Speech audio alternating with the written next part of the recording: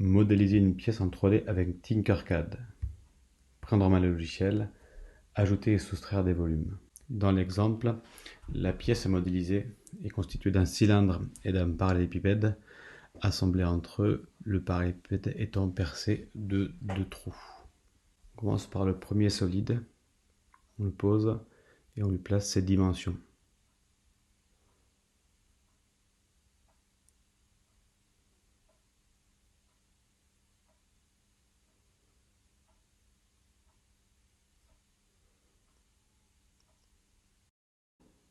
Je change la couleur en vert.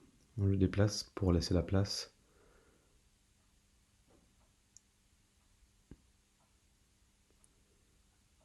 Un deuxième volume qu'on va associer correspondant au petit chanfrein d'1 millimètre sur le haut de la pièce.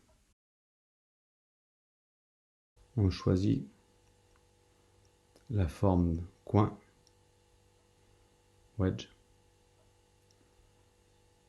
On lui met la couleur qui va bien pour être plus visible. On la tourne de 90 degrés. On lui place ses dimensions, 1 mm de 16 mm de largeur, 1 mm de profondeur, 1 mm de hauteur. C'est la taille du chanfrein à 45 degrés.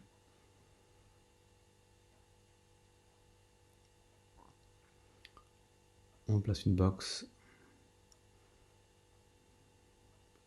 de 16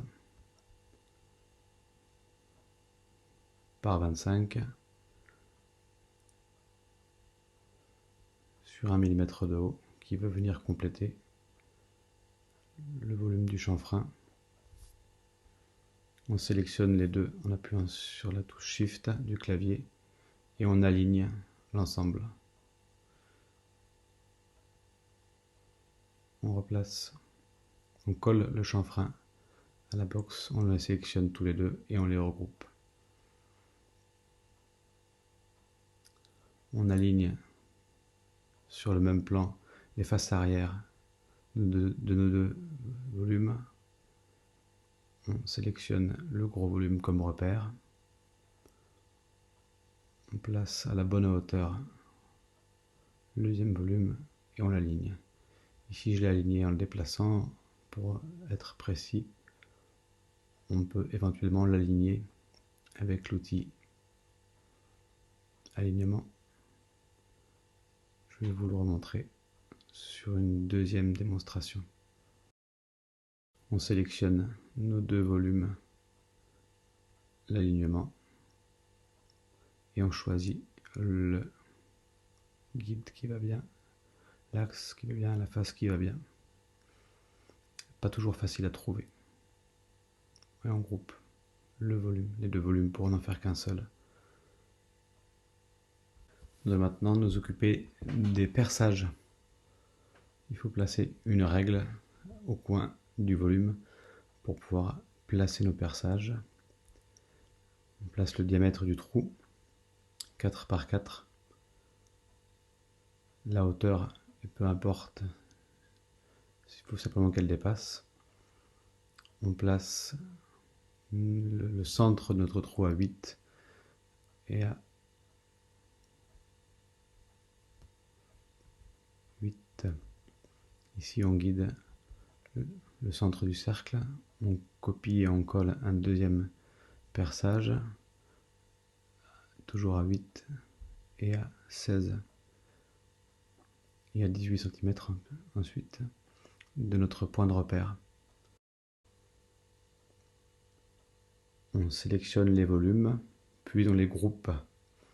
Comme nous avions des perçages, les perçages vont se soustraire à notre volume initial pour faire les trous.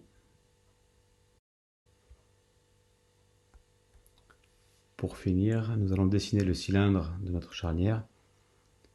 On déplace le parallélépipède pour avoir de la place pour travailler. On pose le cylindre ici vertical, c'est son diamètre de 5 mm et sa hauteur de 32 mm. On le tourne de 90 degrés sur l'axe X.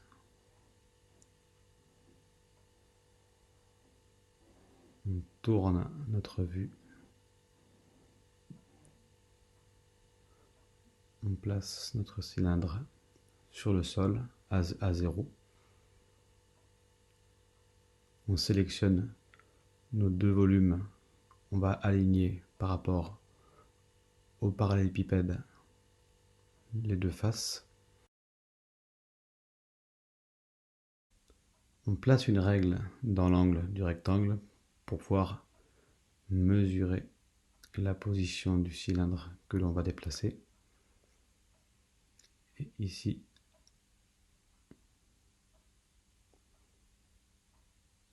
on place l'écartement à 0 entre l'axe du cylindre et l'arête du parallélépipède.